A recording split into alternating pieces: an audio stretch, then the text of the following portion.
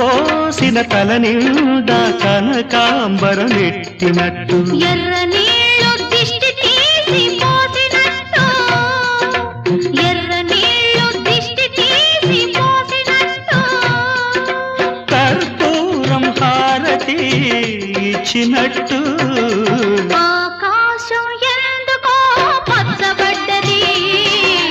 ఆ నడుమ బొట్టేమో ఎర్రబడ్డది